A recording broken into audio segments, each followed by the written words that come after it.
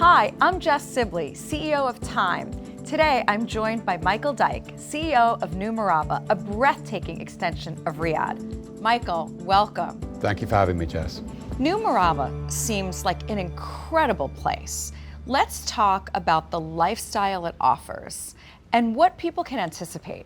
We're working really hard to create amazing communities, which actually speaks to the Riyadh way of being. In particular, family and community is big. We're also fusing that with technology. And technology ripples through the whole of New Murabba, and pretty much everything that you do, everything that you try to achieve with tech is just available. It's a place where there is something for everyone. We hear so much about new developments. Green spaces in particular, they're always top of mind. What's your plan for New Murabba? We have sought to define and design sustainability into the heart of what we do. We will actually have an ecosystem which is geared around being sustainable for the long term. How will transportation be integrated into New Murabba? Transportation sits at the heart of New Murabba, but I think the key to say is that New Murabba actually is a place which has 25% of green space. We actually have the ability for people to effectively just move around by foot. Alternatively, they can actually take state-of-the-art metro lines which connect to the city and back out again. And of course, we're only 20 minutes from the international airport, so we really are very well positioned.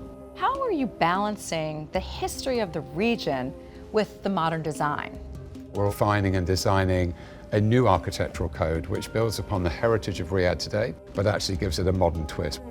We have a strong nod to the past, but a very clear eye to the future. So can you explain a little bit more about tech and the industry in New Murabba? We will have the world's largest immersive background. We'll be having quite unique experiences interacting with holograms, which is a technology that's still at the nascent stage globally. So we're going to aim to bring that both in the virtual world and the physical world to Riyadh. We know that sports is such a unifier. How is that playing a role in your plans for New Murabba? Saudi is absolutely obsessed with sport, particularly with football. So essentially we're creating a stadium which is modeled around the acacia tree. Quite an amazing structure. I've seen some incredible images of the Murabba. Can you tell me about this as the centerpiece in New Murabba? I can. I mean, it's just unbelievable in terms of scale. So 400 meters by 400 meters by 400 meters. That's large by any extent. I guess if you took a New York comparison, it's like taking 20 Empire State Buildings, putting them all together, and then effectively connecting them around the outside and on the top. That's amazing. I can't even imagine what that's going to be like. There will be experiences which will be activated through technology. There will be experiential retail. And there will be a heavy reliance upon AI and tech, which basically means that you can experience any number of things, whatever you choose to do. And what are you most looking forward to as the CEO of New Murabba?